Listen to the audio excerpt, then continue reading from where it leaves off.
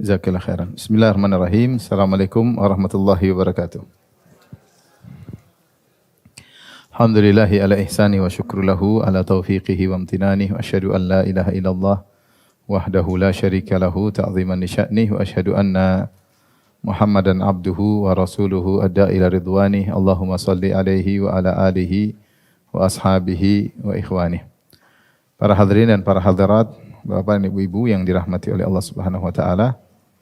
Pada kesempatan kali ini kita akan mencoba untuk mempelajari sejarah kehidupan Ummul Mukminin, yaitu Hafsah bintu Umar ibn al-Khattab radhiyallahu taala anhuma.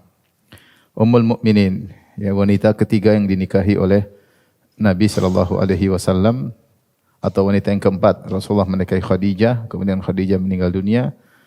Kemudian menikah dengan Aisyah radhiyallahu taala anha namun belum digauli, kemudian menikah dengan Saudah, kemudian digauli. Setelah itu Rasulullah berhijrah, baru kemudian Rasulullah SAW menggauli Aisyah. Jadi ketika di Madinah, Rasulullah SAW ada dua istri. Siapa dengan siapa? Saudah dengan Aisyah radhiyallahu taala anhuma. Setelah perang Badar, baru Rasulullah SAW menikah dengan Hafsah radhiyallahu taala anha. Adapun Hafsah, disebutkan Hafsah dari Hafs yang bahasa Arab artinya Sogirul Asad, yaitu singa kecil, anak singa. Hafs artinya anak singa. Dan dahulu orang-orang Arab suka menamakan anak-anak mereka dengan nama-nama hewan ditinjau dari sifat istimewa yang ada pada hewan-hewan tersebut. Ya, seperti diantaranya ada yang dinamakan dengan kilab. Kilab artinya anjing. Tapi mereka mengisyaratkan tentang amanah, bahwasanya anjing itu apa? Amanah. Di antara mereka yang dipanggil dengan himar. Himar adalah keledai untuk menggambarkan tentang kesabaran dalam bekerja. Dan di antaranya nama dengan Fahad. Fahad artinya macan. Kemudian misalnya Ali dinamakan Haidarah. Haidarah artinya juga macan yang menunjukkan keberanian. Di antaranya Hafs artinya anak singa, ya, yang menunjukkan kuat kepribadian, kuatnya kepribadian. Dan Hafsah diambil dari kata Hafs, ya. Adapun nama lengkapnya yaitu Ummul Mukminin Hafsatu bintu Amirul Mukminin Umar bin Khattab, yaitu putri dari Umar bin Khattab bin Nufail bin Abdul Uzza bin Riyah bin Abdullah bin Qurt bin Razah bin Adi bin Ka'ab bin Lu'ay bin Ghalib al-Qurashi al-Adawi. Jadi Umar bin Khattab kembali kepada Bani Adi. Bani Adi. Makanya Quraisy itu banyak, di antaranya Quraisy dari Bani Adi, karena kakek mereka ada yang bernama Adi bin Ka'ab. Jadi bertemu dengan kakeknya Nabi pada Ka'ab bin Lu'ay. Nabi punya silsilah Bani Hashim sampai Ka'ab bin Lu'ay. Umar dari jalur yang lain ketemu di Ka'ab bin Lu'ay. Setelah Ka'ab namanya Adi. Makanya Umar disebut dengan Bani Adi. Adapun ayahnya tadi Umar bin Khattab radhiyallahu taala anhu, dan omnya ada yang terkenal namanya Zaid ibn Khattab. Saudaranya siapa? Umar, yang juga sahabat yang mulia, yang meninggal dalam Ma'rakatul Yamamah ketika berperang melawan Musailimah al-Kadzab di zaman kekhilafahan Abu Bakar As-Siddiq. Yang Zaid bin Khattab ini disebutkan dalam sejarah berdirinya kerajaan Arab Saudi, kuburannya dikultuskan oleh banyak orang dan banyak orang datang ke kuburan Zaid bin Khattab minta-minta ke situ. Makanya Syekh Muhammad bin Abdul Wahab rahimahullah ketika menasihati mereka, beliau datang ke kuburan dan beliau berkata, Allahu khairun min Zaid. Allah lebih baik daripada Zaid. Artinya kalau minta, mintalah kepada Allah, jangan minta kepada sahabat Zaid ibn Khattab radhiyallahu ta'ala. Jadi ayahnya seorang Amirul Mukminin, yaitu orang mulia. Omnya juga Zaid bin Khattab juga orang yang mulia. Kemudian ibunya Zainab bintu Maz'un. Zainab bintu Maz'un, ya, dari Bani Jumah. Dan Zainab bintu Maz'un, ya, juga termasuk wanita masuk Islam di awal-awal, ibunya Hafsah, ya. Dan Zainab bintu Maz'un ini punya saudara yang terkenal, Utsman bin Maz'un.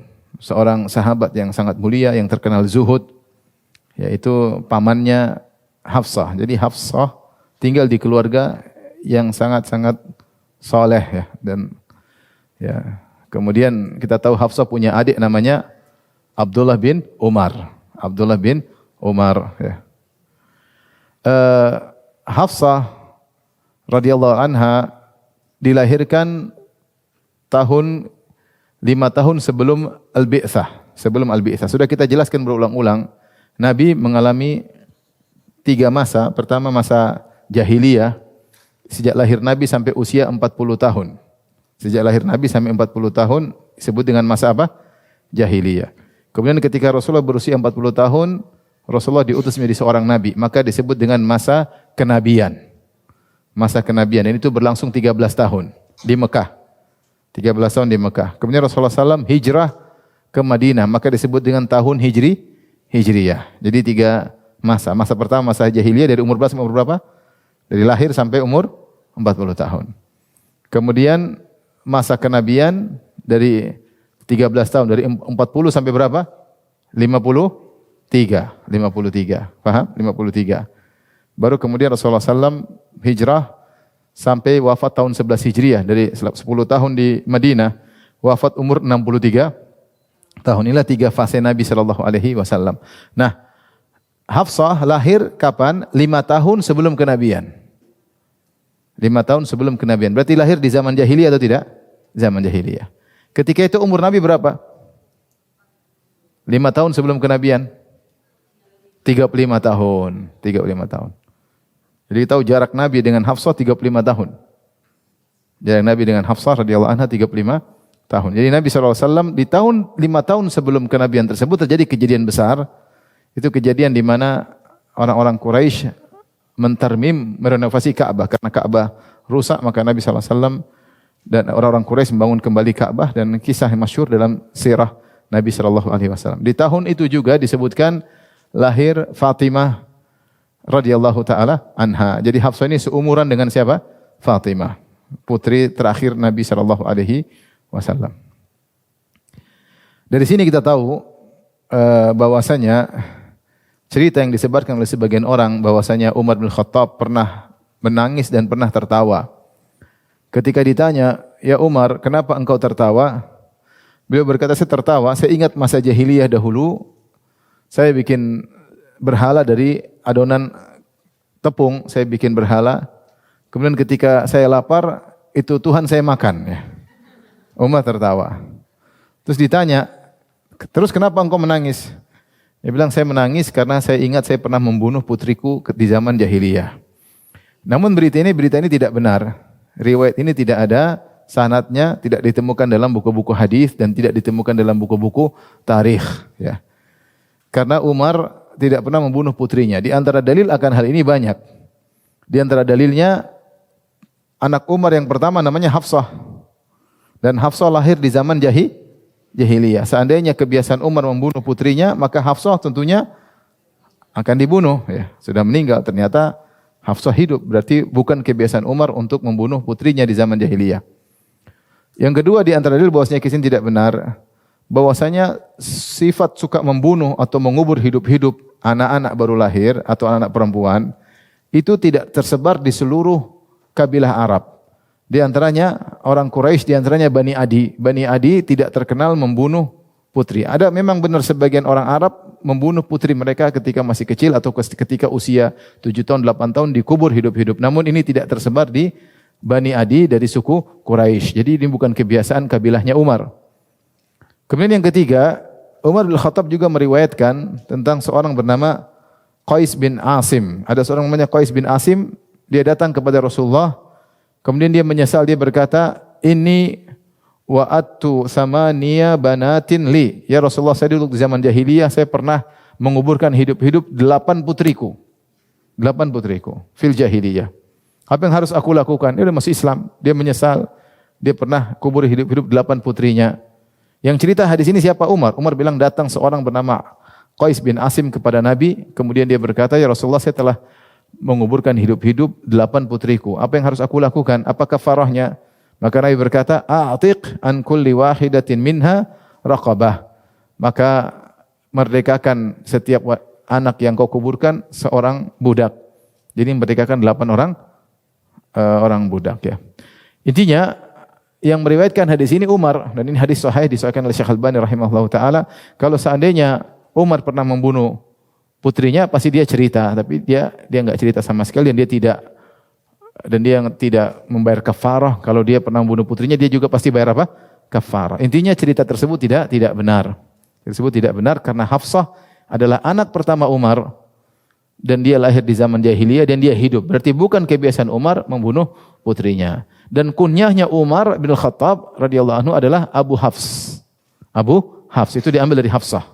Diambil dari Hafsah. Kalau Hafsah itu untuk wanita, Hafs untuk laki-laki. Abu Hafs. Taib. Jadi kita tahu bahwasanya Hafsah lahir dalam keluarga penuh dengan keimanan. Ya. Bapaknya Umar bin Khattab, ibunya juga Zainab, sudah masuk Islam sejak awal. Paman-pamannya luar biasa. Omnya Zaid bin Khattab. Terus pamannya Utsman bin Maz'un, Qudamah bin Maz'un, orang-orang soleh. Sehingga dia tumbuh juga dalam sebagai wanita yang solehah. Kemudian di usia belasan tahun, Hafsah menikah. Menikah dengan seorang namanya Khunais bin Hudzafah As-Sahmi. Khunais bin Hudzafah As-Sahmi. Ada yang mengatakan Khanis, ada yang mengatakan Hunais, tapi yang benar dirajihkan oleh Al-Hafidz Ibnu Hajar, Khunais, itu kha, nun, ya, sin. Khunais bin Hudzafah As-Sahmi. Dia adalah seorang yang di awal masuk Islam. Bahkan beliau ini radhiyallahu anhu pernah berhijrah ke Habasyah. Pernah hijrah ke Habasyah. Kemudian beliau balik. Kemudian Khunais bin Hudzafah As-Sahmi ini melamar Hafsah radhiyallahu taala anha. Tentunya Umar bahagia. Ada mantunya yang soleh, masuk Islam di awal-awal, pernah berhijrah ke Habasyah demi agama, dan kemudian sekarang melamar putrinya. Maka Umar radhiyallahu anhu pun menikahkan putrinya Hafsah dengan Khunais bin Hudzafah As-Sahmi. Khunais bin Hudzafah As-Sahmi ini adalah saudaranya Abdullah bin Hudzafah As-Sahmi. Maksud saya ini juga suaminya soleh. Bahkan iparnya Hafsah itu Abdullah bin Hudzafah As-Sahmi. Luar biasa, di antara cerita yang menakjubkan tentang Abdullah bin Hudzafah As-Sahmi, dia pernah dikirim oleh Umar bin Khattab radhiyallahu anhu ke negeri Syam. Kemudian dia ditangkap, kemudian dihadapkan oleh raja Romawi ketika itu. Kemudian raja tersebut nawarkan, kalau saya kasih engkau setengah kerajaanku, maukah enggak masuk Nasrani? Kata Abdullah bin Hudzafah, itu saudaranya suaminya Hafsah, dia mengatakan, enggak, saya enggak mau. Kalau saya kasih seluruh kerajaanku buatmu, kata dia, saya enggak mau masuk Nasrani. Mau kau kasih kerajaanmu double, bahkan seluruh kerajaan dunia, saya tidak akan masuk Nasrani. Kalau kau enggak mau, saya akan bunuh. Kata dia, silakan kau bunuh, enggak ada masalah. Subhanallah, ditangkap, ditawarkan. Iman yang kuat, ya, iman yang kuat. Dia bilang, kau kasih kerajaanmu, pilih satu di antara dua. Dibunuh atau dapat setengah kerajaan. Masuk Nasrani. Kata dia, mending mati. Tapi pilihan kedua, dibunuh atau dapat seluruh kerajaan tapi masuk Nasrani. Kata dia, mending mati. Bahkan kau kasih kerajaanmu double, saya tidak akan masuk Nasrani. Bahkan kau kasih seluruh kerajaan dunia, tidak akan masuk Nasrani. Akhirnya datangkan yang ditawan selain dia. Dipanaskan air yang panas, kemudian mau dibunuh. Ditanya kepada Abdullah bin Hudzafah, mau masuk Nasrani atau saya godok sampai mati? Kata dia, ketika itu Abdullah bin Hudzafah pun menangis. Maka anak buah sang raja pun senang. Dia bilang, ini sudah menangis, sepertinya ketakutan, digodok hidup-hidup. Maka raja bilang, kenapa kau menangis? Dia bilang, saya menangis, saya berangan-angan seandainya saya punya nyawa banyak sekali. Digodok mati, nyawa lagi digodok terus-terusan. Ternyata dia bukan karena takut, dia senang meninggal mati syahid. Maka sang raja pun takjub. Dia bilang, maukah kau cium kepalaku, keningku? Saya akan bebaskan engkau dan seluruh tawananku. Kata dia, cium kepalamu. Kau bebas dan teman-temanmu bebas. Iya, ya sudah, sini. Abdullah bin Hudzafah pun cium kepala sang raja, kemudian dia dibebaskan dan tawanannya juga dibebaskan. Kemudian dia pulang dengan selamat, ketemu Umar, dia cerita, kata Umar, saya berhak untuk mencium kepalamu. Subhanallah. Ya, siapa? Abdullah bin Hudzafah, inilah saudaranya siapa? Khunais bin Hudzafah. Khunais tadi suaminya siapa? Hafsah. Dan Hafsah menikah dengan Khunais masih belasan tahun, dan sering saya sampaikan bahwa ini adalah hal yang biasa di zaman tersebut. Dia mengatakan 14-an tahun, 15 tahun. Masih muda belia, dan ini adalah tradisi di zaman tersebut, tradisi yang biasa. Bukan hal yang aneh. Ya, bahkan Aisyah radhiyallahu taala anha menikah dengan Nabi usia 6 tahun, kemudian tinggal serumah dengan Nabi usia 9 tahun. Tentu kondisi zaman dulu beda dengan zaman sekarang ya. Dahulu hal yang biasa, maka tidak ada yang mencerca. Tidak ada yang mencerca Nabi. Bahkan Umar menikah dengan Ummu Kulsum. Ummu Kulsum siapa? Ummu Kulsum adiknya Hasan Hussein. Hasan dan Hussein anaknya siapa? Ali dan Fatimah. Punya adik lagi namanya siapa? Ummu Kulsum. Ummu Kulsum bintu Ali. Masih sangat remaja, nikah dengan siapa? Umar yang sudah tua. Hal biasa. Seandainya itu hal tercela, maka sudah akan menjadi bahan celaan bagi orang-orang musyrikin mencela Nabi atau mencela sahabat. Namun ini hal yang biasa di zaman tersebut ya. Kenapa saya sampaikan ini? Karena zaman sekarang mulai datang orang-orang orientalis atau orang-orang kafir yang kemudian mengejek Nabi atau mencela Nabi dari sisi ini. Katanya Nabi Muhammad SAW menikah dengan gadis yang masih sangat kecil. Kita bilang orang dulu aja tidak mencela. Kalau itu tercela, pasti Abu Jahal sudah mencela duluan, iya enggak? Abu Jahal aja diam-diam aja, menang-menang wae, kamu kok ribut. Abu Jahal dan Abu lainnya menang-menang wae, kenapa engkau ribut ya? Jadi mau dibawa tradisi zaman dulu dengan tradisi zaman sekarang. Zaman dulu orang tua hebat-hebat, sampai disebutkan contoh Amr bin Wud, orang Quraisy, orang musyrik ketika perang Khandaq, disebutkan umurnya 120 tahun, dan dia petarung sangat tangguh dari orang musyrik. Umurnya berapa? 120. Dan dia petarung paling tangguh ketika itu. Kalau zaman sekarang 120 udah di dalam kuburan. Bukan lagi berperang, di dalam apa? Kuburan. Maka intinya jangan disamakan zaman dulu dengan zaman apa? Sekarang. Taib. Maka dia menikah dengan Khunais bin Hudzafah radhiyallahu taala anhu dengan pernikahan, tapi mereka tidak dianugerahi anak ya. Kemudian akhirnya mereka berhijrah. Berhijrahlah Hafsah dengan suaminya menuju kota Madinah. Kemudian sampai di Madinah, suaminya meninggal dunia. Khunais bin Hudzafah As-Sahmi radhiyallahu taala anhu meninggal dunia. Ada khilaf di kalangan para ulama kapan Khunais bin Hudzafah ini meninggal dunia. Pendapat pertama ini pendapat mayoritas bahwasanya Khunais bin Hudzafah As-Sahmi ini wafat setelah perang Badar, yaitu tahun kedua Hijriyah ya. Pendapat yang lain mengatakan Khunais bin Hudzafah As-Sahmi radhiyallahu anhu wafat setelah perang Uhud. Jadi dua pendapat. Tadi mengatakan dia ikut perang Badar, kemudian dia terluka, kemudian dia meninggal setelah perang Badar. Ada yang mengatakan tidak, dia ikut perang Uhud. Perang Uhud tahun 3 Hijriah. Perang Uhud tahun 3 Hijriah bulan Syawal. Perang Badar bulan Ramadan tahun 2 Hijriah. Perang Badar bulan Ramadan tahun 2 Hijriah. Perang Uhud bulan Syawal tahun 3 Hijriah. Ada yang mengatakan beliau wafat tahun 3 Hijriah setelah perang Uhud, terluka, akhirnya meninggal dunia. Pendapat yang lebih kuat Allah alam bisawab yang diisyaratkan oleh Hafidz Ibnu Hajar rahimahullahu taala bahwasanya ini pendapat mayoritas bahwasanya suaminya Hafsah radhiyallahu taala anha dan anhuma, suaminya meninggal setelah perang Badar.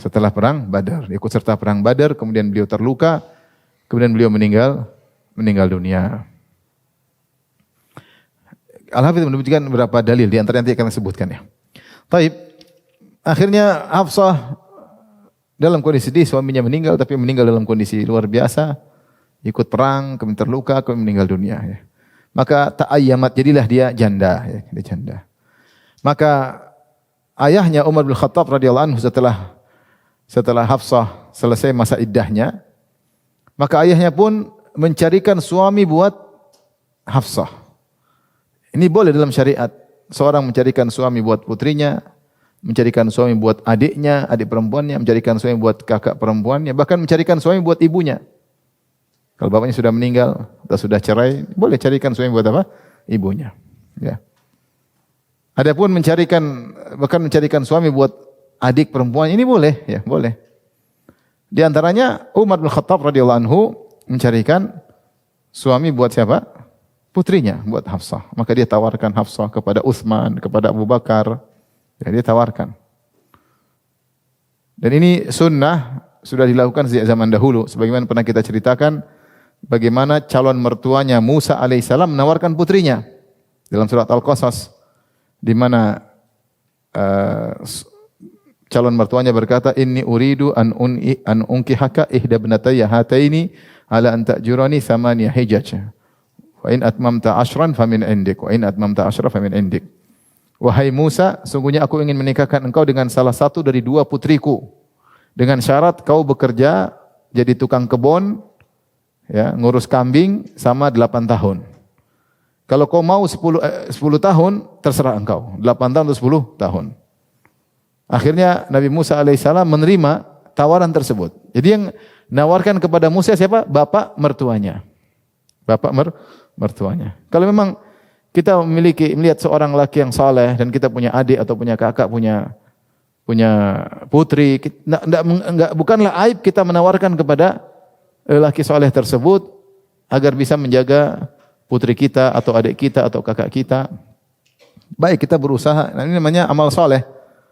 Berusaha untuk mencarikan pasangan buat putri kita, amal saleh. Ya. Demikian juga seperti ada yang menawarkan, ya, untuk adiknya misalnya, ini juga tidak mengapa, dan banyak kejadian orang menawarkan buat apa namanya, buat adiknya, gimana kalau kau nikah dengan adik perempuanku, ya. Ini juga usaha yang baik untuk apa? Untuk menjaga adik kita atau kakak kita, kakak perempuan kita. Bahkan ada yang mencarikan suami buat apa? Buat ibunya, ya. Cari suami, ibunya mungkin janda, bapaknya sudah meninggal, maka dia carikan buat ibunya, ya. Ini semua adalah hal yang baik, ya, demi untuk menjaga kemuliaan seorang wanita.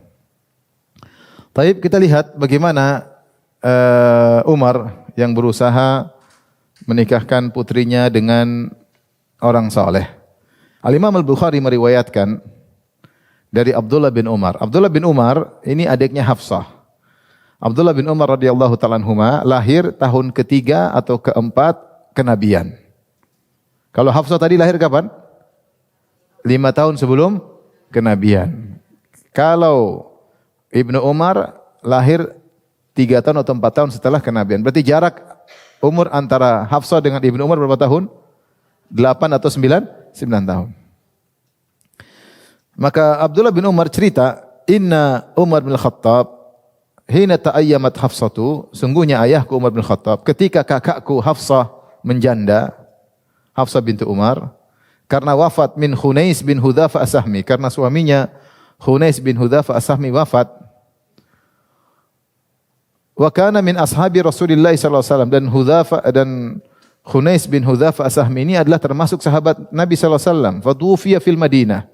Fatufiya bil Madinah, dan dia wafat di kota Madinah. Tadi kapan? Setelah perang Badar. Faqala Umar bin Khattab, Umar bin Khattab pun cerita, ataitu Utsman bin Affan. Aku pun mendatangi Utsman bin Affan. Siapa teman-teman Umar? Teman-teman Umar, Abu Bakar, Utsman, Nabi sallallahu alaihi wasallam. Ini yang maksudnya umur tidak begitu jauh, ya. Abu Bakar, Umar, Utsman, Rasulullah sallallahu alaihi wasallam. Maka yang paling utama dia tawarkan putrinya kepada kawannya, Utsman bin Affan. Maka dia tawarkan putrinya kepada Utsman bin Affan radhiyallahu taala anhu. Qadarullah, Utsman ketika itu baru saja wafat istrinya Ruqayyah. Ruqayyah bintu Rasulullah, putrinya Rasulullah. Jadi Utsman bin Affan tidak ikut perang Badar. Ketika perang Badar Utsman mau ikut, kata Rasulullah, kamu rawat saja Ruqayyah, rawat putrinya. Ternyata Ruqayyah akhirnya meninggal dunia. Ini menunjukkan di antara dalil yang dijadikan dalil oleh Ibnu Hajar rahimahullah ta'ala, bahwasanya wafatnya suaminya Hafsah setelah perang Badar. Kenapa? Berpapasan dengan ngepasi Utsman lagi tidak punya istri. Lagi tidak punya apa? Istri. Karena istrinya Ruqayyah meninggal dunia. Mumpung satu perjaka, satu apa? Apa namanya? Kalau janda, satunya apa? Duda, kok perjaka sih salah. Satunya janda, satunya duda. Ngepasi. Maka Umar pun menawarkan putrinya kepada Utsman. Kata Umar bin Khattab radhiyallahu anhu, "Ataitu Utsman bin Affan." Aku pun mendatangi Utsman bin Affan. Fa aradtu alaihi Hafsah. Aku tawarkan Hafsah, maukah kau menikahi Hafsah? Hafsah, putriku. Ini tawaran yang luar biasa. Hafsah ketika itu umurnya berapa? Berapa coba ibu-ibu? 5 tambah 13 berapa? 18. Tahun kedua Hijriah, Perang Badar. Berarti sekitar 20 tahun. Hafsah ketika itu umurnya 20 tahun. Ya. Kalau zaman sekarang waktu pas, zaman sekarang untuk menikah. Kalau zaman dulu mungkin terlambat. Umur 20 tahun terlambat. Karena mereka belasan tahun mereka sudah menikah. Baik, akhirnya tawar kepada Utsman. Utsman duda, Hafsah janda.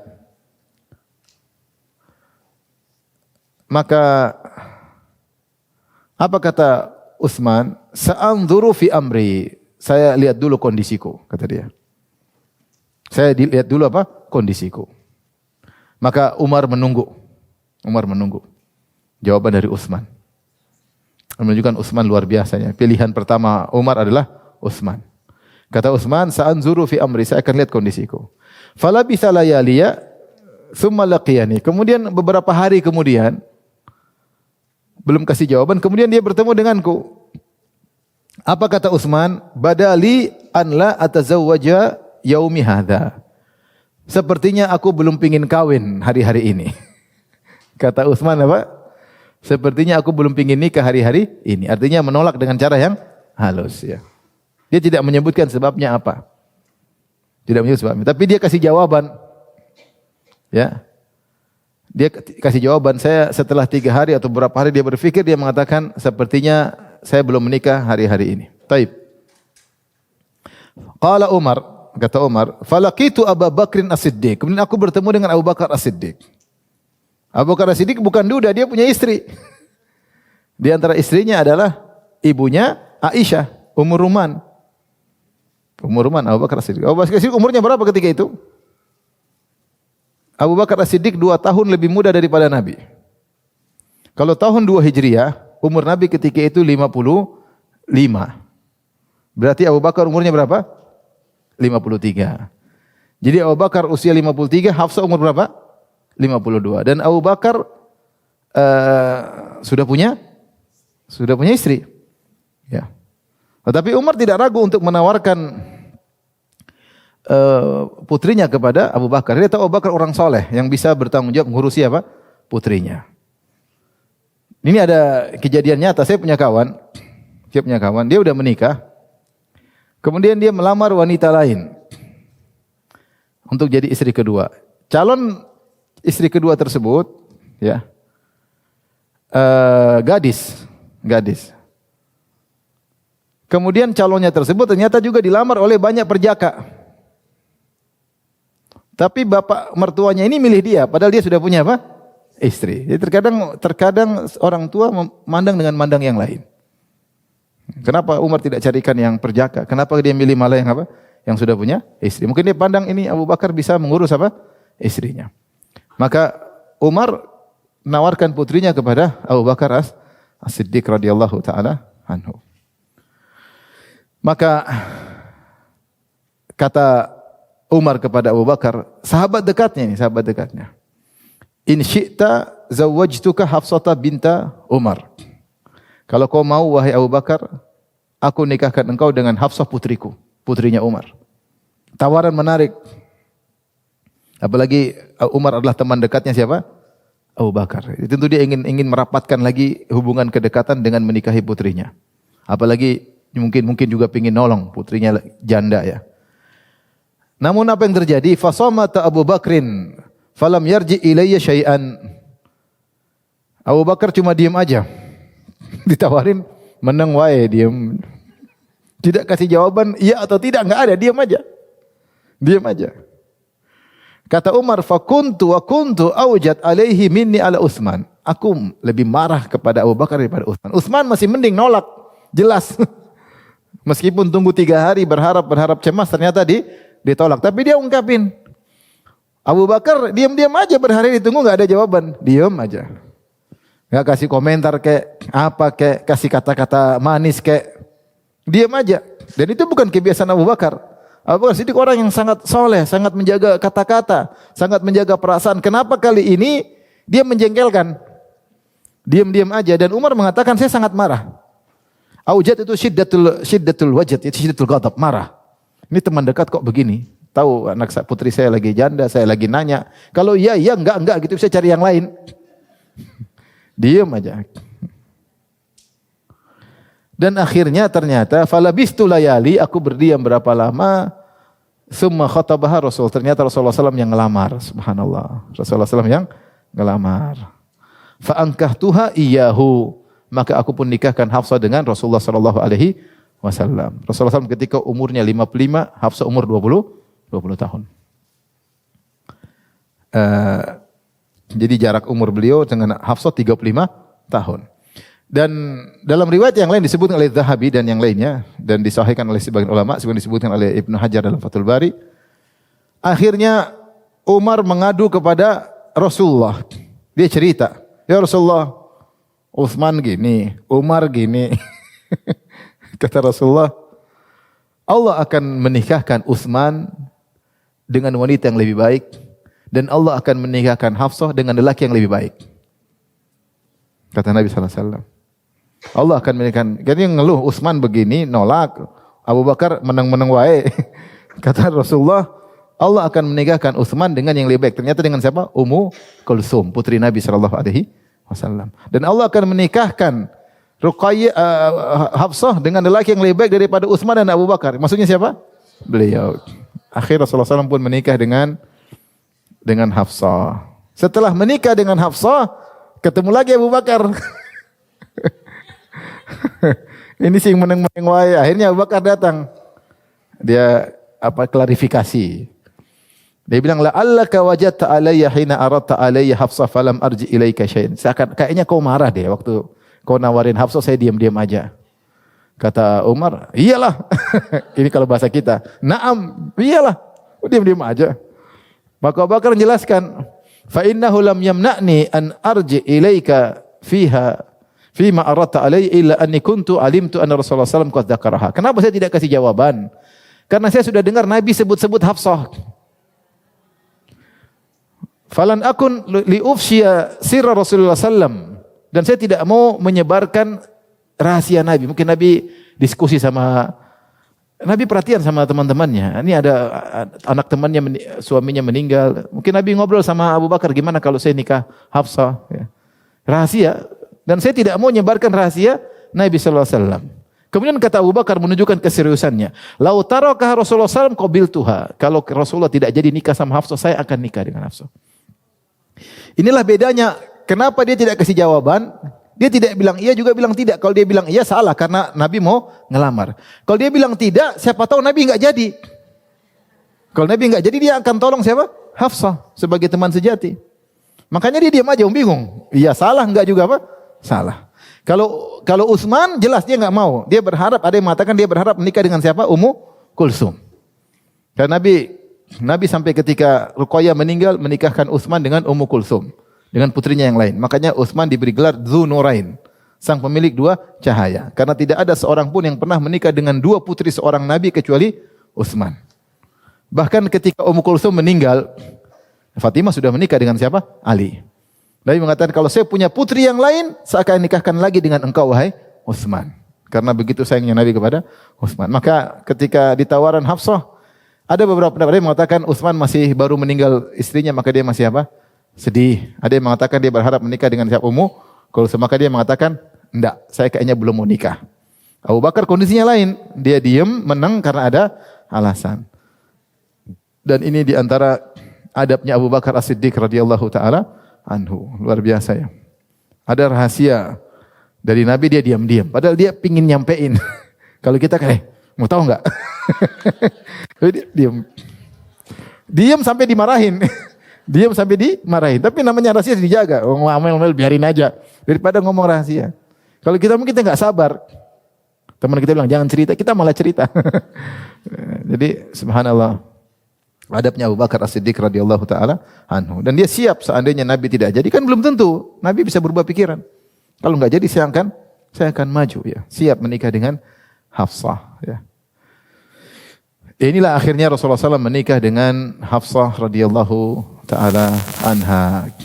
Dan Hafsah ini diberi gelar dengan 2 gelar. Yang pertama beri gelar adalah Jibril alaihissalam. Ini disebut kenapa diberi gelar. Diberi gelar diberi gelar adalah Qawwamah Sawwamah. Qawwamah Sawwamah. Hafsah adalah Qawwamah, suka salat malam, Sawwamah, sering puasa sunnah. Terkenal Qawwamah Sawwamah. Yang cerita Jibril alaihissalam dalam satu hadis. Ya. Padahal dia salat di rumahnya enggak ada yang tahu. Tapi yang tahu siapa? Jibril. Qawwamah Sawwamah. Gelar kedua disebut Harisatul Quran. Dia adalah penjaga Al-Quran. Nanti akan kita jelaskan sebabnya kenapa. Baik. Maka menikahlah Hafsah dengan Rasulullah SAW. Tentu ceritanya panjang, berbagai macam kejadian. Ya. Ada konflik rumah tangga. Ya. Selain kisah-kisah indah juga konflik rumah tangga. Ya. Di antaranya Rasulullah SAW perhatian sama Hafsah. Rasulullah SAW menyuruh seorang wanita namanya Asy-Syifa. Asy-Syifa bintu Abdillah Al-Qurasyiyah. Rasulullah menyuruh dia untuk mengajarkan kepada Hafsah ruqyatun namlah. Bagaimana cara meruqyah orang terkena penyakit namlah. Namlah itu penyakit kuruh. Itu semacam luka yang muncul di sekitar lambung, kanan lambung kiri. Kemudian kalau orang terkena itu penyakit zaman dulu, jadi mereka kalau sudah terkena penyakit tersebut seakan-akan ada semut yang berjalan di tubuhnya dan mereka merasa sakit. Kayak ada semut menggigit-gigit di tubuh mereka. Maka disebut penyakit namlah. Ada seorang wanita terkenal pandai meruqyah untuk khusus penyakit itu. Namanya Syifa bintu Abdillah Al-Qurasyiyah. Ya. Dalam hadis Al-Hakim riwayat Al-Mustadrak dengan sanad yang sahih Abu Bakar bin Sulaiman bin Abi Khaytham Al-Qurashi, anna rajulan minal ansar kharajat bihi namlatun. Ada seorang lelaki terkena penyakit namlah. Dari kaum Ansar. Penyakit yang namlah itu penyakit luka di lambung kemudian badan seperti digigit semut. Fadulla ala anna Syifa binta Abdillah tarqi minan namlah.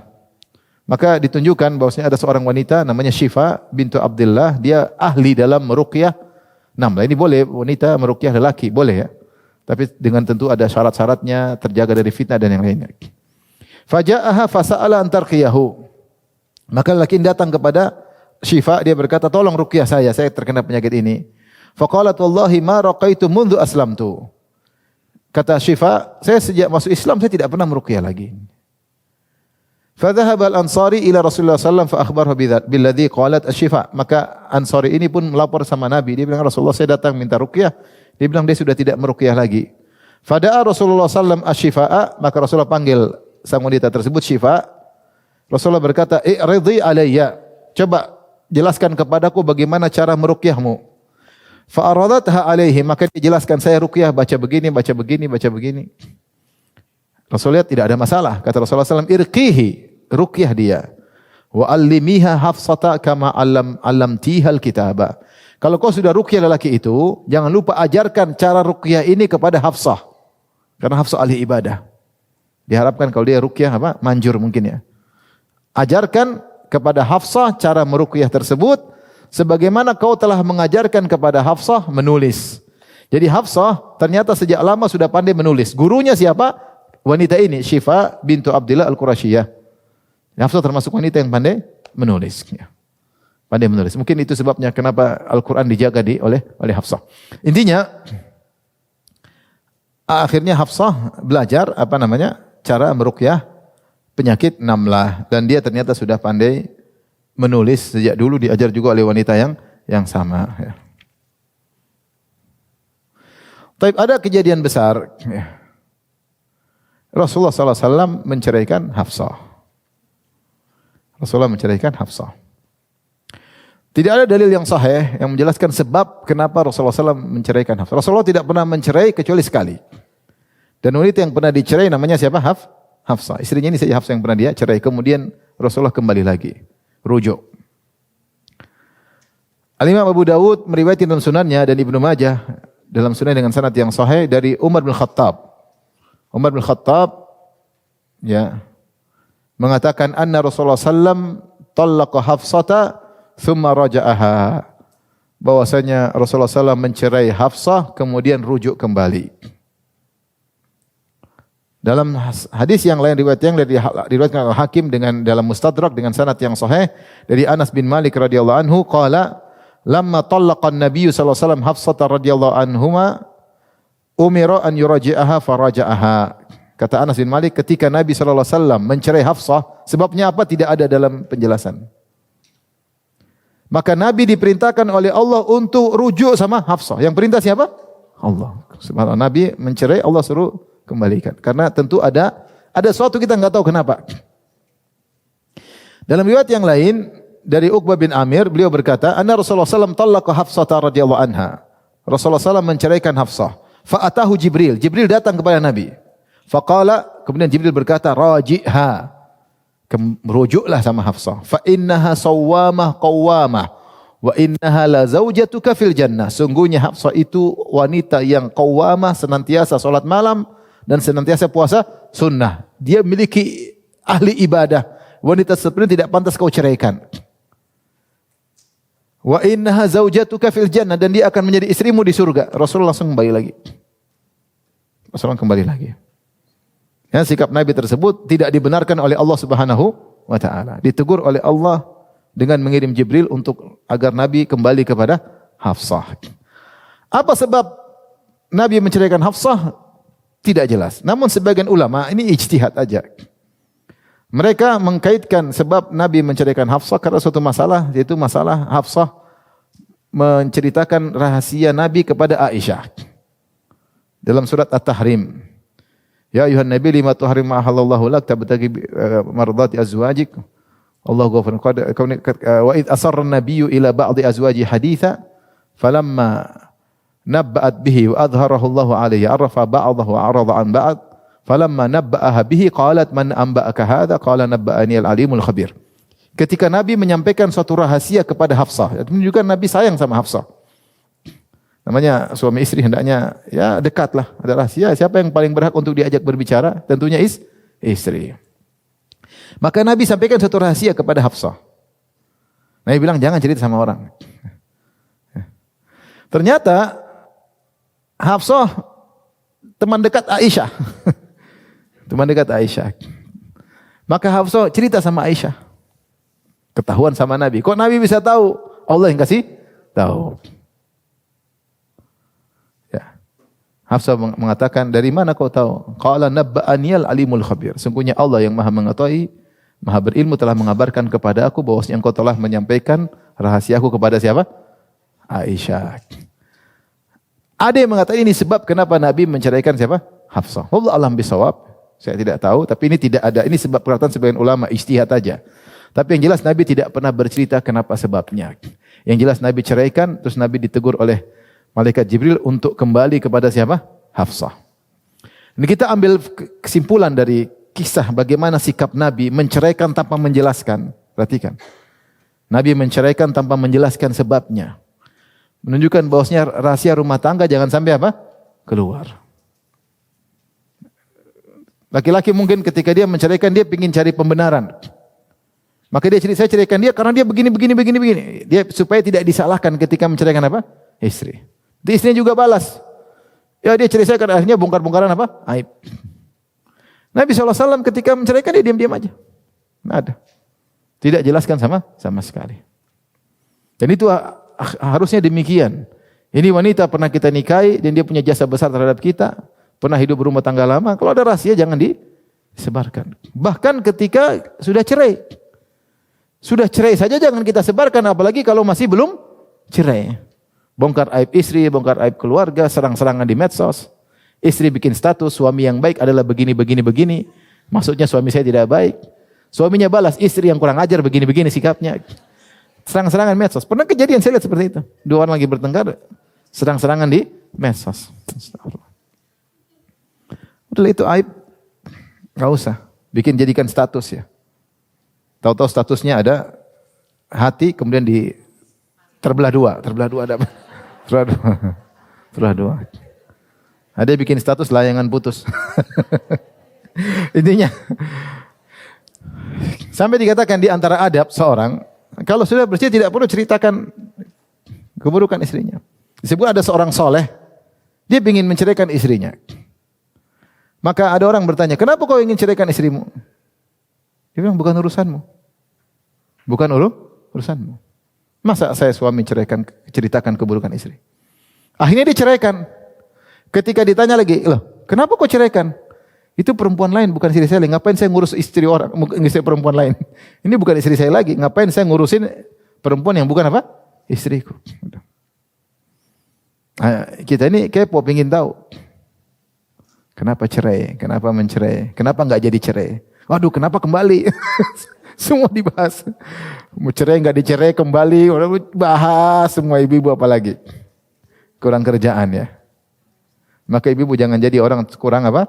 Kerjaan. Urus rumah tangga sendiri, enggak usah urus rumah tangga orang. Kecil orang itu datang minta bantuan, minta baru kita urusin. Kalau enggak sudah biarin dia. Urus jalan sendiri, dia punya tanggung jawab di hadapan Allah masing-masing. Baik. Intinya Nabi didatangi oleh Jibril alaihissalam. Nabi SAW didatangi oleh Jibril alaihissalam. Dan Jibril berkata, raji'ha, kembalilah kepada Hafsah. Fa innaha sawwamah qawwamah. Sungguhnya dia adalah wanita yang sangat rajin puasa sunnah dan sangat rajin salat malam. Ini di antara kejadian yang sebenarnya mengatakan karena tadi, ada yang mengatakan karena Hafsah menyebarkan rahasia Nabi, tapi ini tidak ada dalilnya, cuma sekedar dugaan para ulama karena mereka tidak menemukan kesalahan Hafsah apa. Ya. Ada kejadian juga kesalahan Hafsah, tapi itu kesalahan semua istri-istri Nabi. Ketika mulai banyak peperangan, kemudian datang banyak ghanimah, maka mulailah istri-istri Nabi kompak minta tambahan uang belanja, gampangannya. Minta tambahan uang belanja. Kenapa mereka minta tambahan uang belanja? Karena mereka melihat istri-istri sahabat yang lain diberi kelebihan. Jadi sahabat juga kan perang dan mereka dapat apa? Ghanimah. Mereka kasih-kasih ke istri mereka, istri Nabi kok enggak dapat.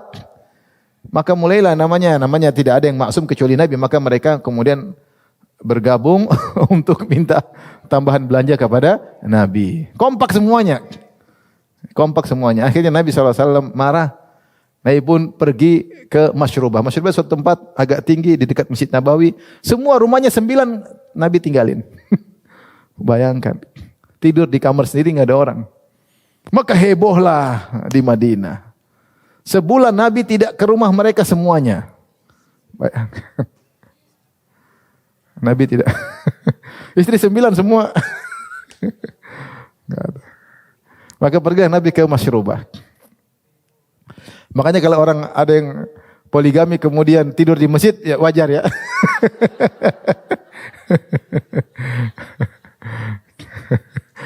Ada kawan ini orang Saudi. Dia punya istri 3 atau 4. Terus dia ada kawan bertamu ke rumahnya. Terus dia punya kamar khusus. Diajak kamar khusus tersebut. Kamu kamar ini buat apa? Kalau lagi masalah saya ke sini. Semua istri saya tinggal tidur di sini. Ternyata Nabi pernah demikian. Nabi selama sebulan tinggalin mereka semua. Sampai jadi heboh bahwasanya Nabi telah menceraikan istri-istrinya. Maka sahabat kumpul di Masjid Nabawi, mereka menangis. Artinya mereka pikir ini guru kami, ustadz kami, istrinya 9 tidur sendiri di situ. Sahabat nangis semuanya. Sampai heboh. Umar juga heboh. Wah, Umar kan putri saya, dicerai atau enggak? Umar heboh. Umar ngomong sama istrinya, ternyata istrinya membantah. Istrinya Quraisy. Dan wanita-wanita Mekah, sifat mereka tidak suka membantah suami. Dan istrinya Umar orang Mekah. Ternyata istrinya Umar balik, dia ngomong dibantah sama istrinya. Kata Umar kaget, kamu kok membantah saya? Kata istrinya, loh kamu jangan heran, istri Nabi juga bantah Nabi. Umar kaget. Bahkan ada di antara mereka memboikot Nabi sampai 1 malam. Umar tambah kaget lagi. Akhirnya Umar pergi ke putrinya Hafsah. apa benar kalian terkadang memboikot Nabi? Kata, iya benar. Hari yang sampai malam ada. Subhanallah. Kau tidak takutkah kalau Allah murka dengan kemurkaan Nabi? Kata Umar, kalau kau minta sesuatu, minta sama saya. Jangan minta-minta sama siapa? Nabi. Ya, intinya langsung Umar datang ke Nabi, ngecek apakah, hadisnya panjang. Hadisnya panjang, intinya ternyata Nabi tidak menceraikan apa? Istri-istrinya. Maka setelah itu turunlah ayat takhir. Ayat takhir itu ayat suruh pilihan dalam surat Al-Ahzab. Maka Nabi datang kepada istri mereka satu-satu. Pada Aisyah. Ayatnya, ya ayuhan Nabi, kul li azwajika in kuntunna turidinal hayatad dunya wa zinataha fata'alaina umatti'kunna wa usarrihkunna sarahan jamila. Wa in kuntunna turidinallaha wa rasulahu wad daral akhirah fa innallaha 'adda lil muhsinati minkunna ajran 'azima. Wahai Nabi, katakanlah kepada istri-istrimu yang 9 orang itu semua. Yang kompak. Sampaikan kepada mereka semua. Jadi istri Nabi terbawa dengan suasana yang lain. Karena yang lain suami-suami pada ke siapa? Harta. Kenapa mereka tidak? Karena Nabi mendahulukan akhirat daripada dunia. Sebenarnya kita sudah pernah sampaikan bagaimana kisah Fatimah. Fatimah minta pembantu saja, Nabi enggak kasih kan? Enggak kasih. Maka Nabi datang kepada Aisyah. Nabi bacakan ayat tersebut. Ya, Allah katakan, ya ayuhan Nabi qul li azwajika. Wahai Nabi, katakan kepada istri-istrimu, kalau kalian memang menginginkan dunia dan perhiasannya, keelokan dunia, fata'alaina, marilah kalian semua kemari. Ummatikunna, aku akan berikan harta kepada kalian.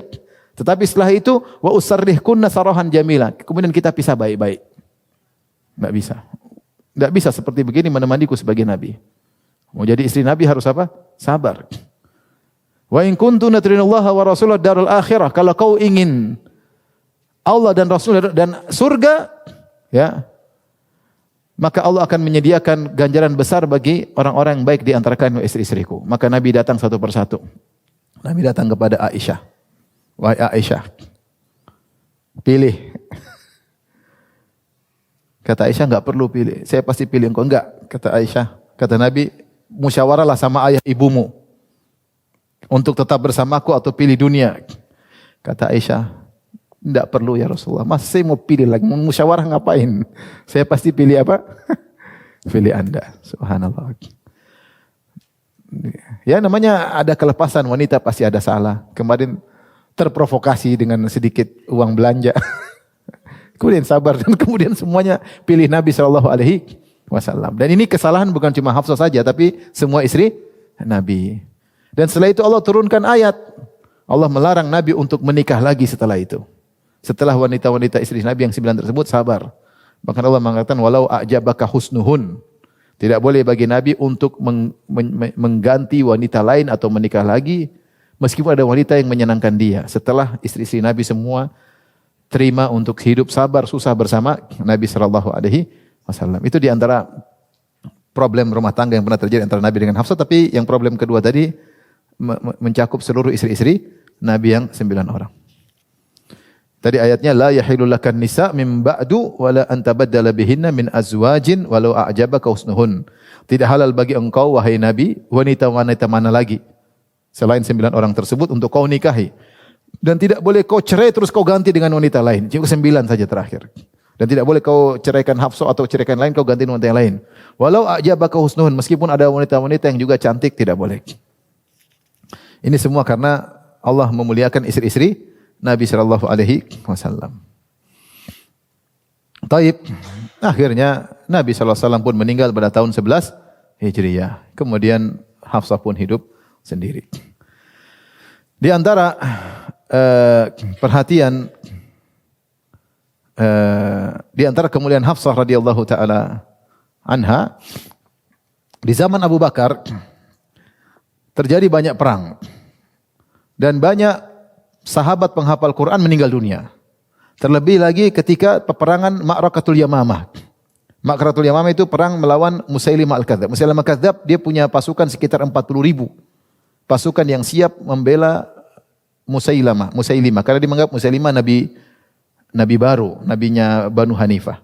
Kemudian diperang melawan pasukannya Khalid bin Walid, juga puluhan ribu. Dan ketika itu susah melawan mereka karena mereka pasukan berani mati. Sehingga banyak sahabat yang meninggal dunia, sehingga banyak ahli Al-Quran yang meninggal dunia. Maka akhirnya Umar datang kepada Abu Bakar kasih ide. Kata Umar bin Khattab radhiyallahu taala anhu, dia berkata, "Innal qatla qad istaharra yaumal hamamah bi qurra'il Qur'an." Wahai Abu Bakar, sungguh perang Yamamah, Ma'rakatul Yamamah telah menjadikan banyak ahli Quran yang meninggal dunia. Wa inni akhsha in istaharra al-qatlu bil qurra bil mawatin fayadhhabu katsir minal Qur'an. Saya khawatir kalau terjadi beberapa perangan dan banyak penghafal Quran yang meninggal nanti Quran hilang. Ya. Wa inni ara an ta'mura bi jam'il Quran. Menurut saya Al-Quran yang ada dikumpulin. Abu Bakar waktu itu berat. Dia bilang, bagaimana kau menyuruh saya melakukan suatu perbuatan yang Nabi tidak pernah melakukannya? Seandainya kau suruh saya pindahkan gunung satu tempat ke lain, saya akan lakukan. Ini berat. Karena Nabi tidak pernah melakukannya. Tapi Umar ngomong terus, dipanggil Zaid bin Sabit. Akhirnya dada Abu Bakar pun menerima. Akhirnya Zaid bin Sabit pun diperintahkan untuk mengumpulkan Al-Quran. Al-Quran ketika itu ditulis, ada ditulis di usub, yaitu di jari dan nakhlah, yaitu dari korma, pelepah korma. Ada yang ditulis di tulang-tulang tipis, ditulis. Ada mungkin di batu-batu. Dan ada yang dihafalkan. Maka Zaid bin Sabit disuruh kumpulkan Al-Quran. Waktu itu tidak teratur. Ya surat ini satu. Jadi dikumpulkan semua jadi banyak. Lembaran-lembaran, tulang-tulang, terus pelepah-pelepah korma. Disimpanlah di sisi Abu Bakar. Sampai Abu Bakar meninggal dunia. Belum jadi mushaf seperti ini, belum. Masih dikumpulkan. Ini literaturnya dikumpulkan. Setelah itu Abu Bakar meninggal, dipindahkan. Kumpulan-kumpulan tadi dipindahkan di Umar bin Khattab. Ketika Umar bin Khattab meninggal, dipindahkan ke Hafsah. Hafsah yang jaga. Hafsah yang jaga. Makanya disebut Harisatul Quran. Dia diberi amanah untuk menjaga. Mungkin karena dia pandai, rajin ibadah, bisa baca tulis, sehingga dia tahu bagaimana bersikap dengan lembaran-lembaran tersebut. Sampai di zaman Utsman punya ide bikin mushaf. Ya, agar tidak terjadi perselisihan. Maka dikumpulkan seluruh Al-Quran, yang dihafal semua diminta kembali oleh Utsman, kemudian disusun, diatur surat ini, sebelumnya surat ini, kemudian sampai jadi mushaf. Setelah jadi mushaf, dikembalikan kepada Hafsah, lembaran-lembaran tadi. Ini diantara jasa Hafsah itu menjaga lembaran-lembaran Al-Quran sejak zaman Abu Bakar sampai zaman Utsman radhiyallahu ta'ala anhu. Dan di antara kemuliaan Hafsah juga, Umar bin Khattab radhiyallahu anhu pernah mendapatkan bagian dari perang Khaybar, sebuah tanah yang subur yang memiliki korma yang banyak, dan ini harta yang paling atau aset yang paling dicintai oleh Umar. Maka Umar berkata, "Wahai Rasulullah, harta yang paling aku cintai adalah aset ini. Saya ingin mewakafkan di jalan Allah Subhanahu wa taala. Saya ingin bersedekah." Dan dahulu demikian para sahabat kalau bersedekah, mereka memilih harta yang paling mereka cintai.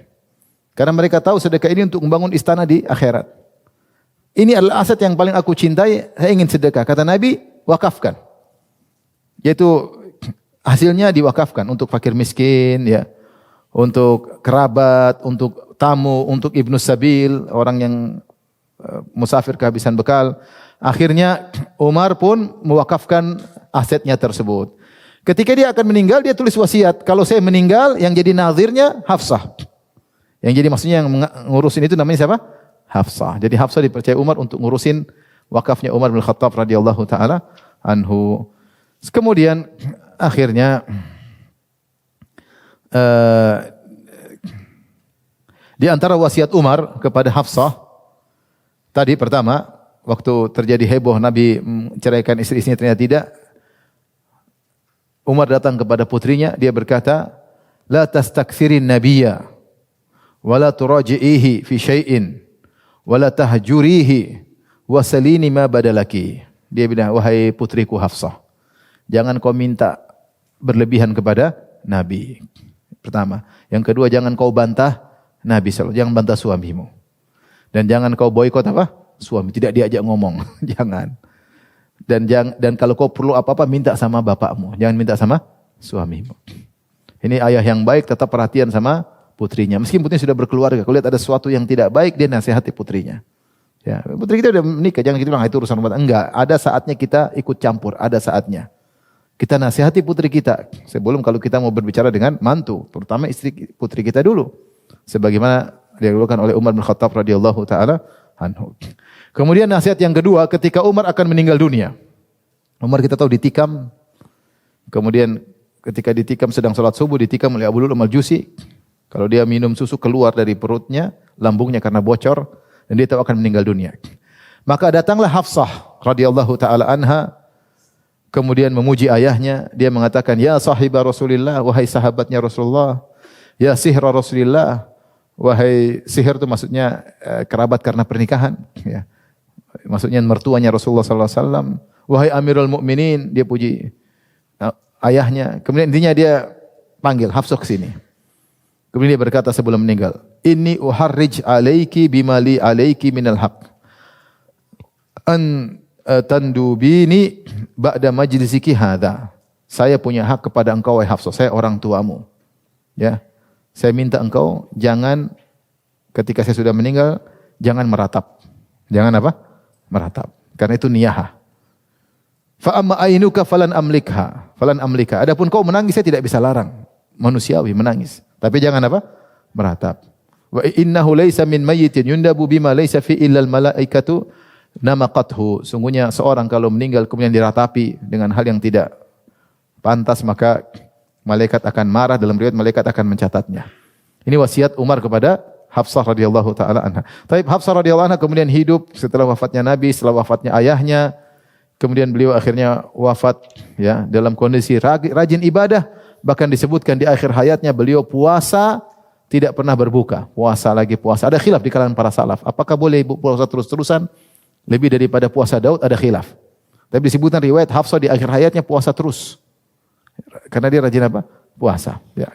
Meninggal dunia pada tahun ada yang mengatakan 41 Hijriah dan ada yang mengatakan 45 Hijriah. Dan disolatkan oleh Marwan bin Hakam, gubernur kota Madinah ketika itu, dan ada para sahabat yang ikut menyolatkan. Taib. Kalau Hafsah wafat tahun 45 Hijriah, berapa umurnya? Coba dihitung. 45 Hijriah, coba dihitung. Hitung yang benar ibu-ibu nih, jangan buru-buru, pelan-pelan hitung. Ada kalkulator. Hitung berapa? Hitung ada kalkulator. Hitung. Gimana cara hitungnya? 5 sebelum kenabian, ya kan? Terus tambah 13 kenabian. 5 tambah 13 berapa? 18. Terus tambah tahun Hijriah 45. 18 tambah 45 berapa? 63. Ibu-ibu. Makanya kadang salah hitung uang suami. Harusnya banyak dihitung sedikit tadi. 63 hitungnya 50. Oleh karenanya wafatnya Hafsah sama dengan umurnya Nabi sallallahu alaihi wasallam. Demikian ibu yang dirahmati Allah Subhanahu wa taala. Pelajaran bagi kita, hidup ini perlu kesabaran. Ya, kalau ada masalah rumah tangga jangan sebar-sebarin. Hafsah pun tidak cerita kenapa Nabi pun menceraikan dia dan dia tidak membela diri. Ya, kejadian urusan rumah tangga.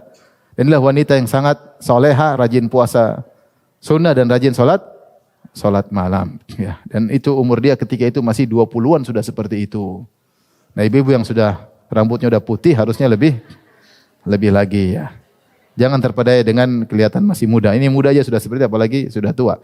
Wallahu ta'ala bisawab. Demikian saja. Subhanakallah bihamdik asyhadu an la ilaha illa anta astaghfiruka wa atubu ilaik. Assalamualaikum warahmatullahi wabarakatuh.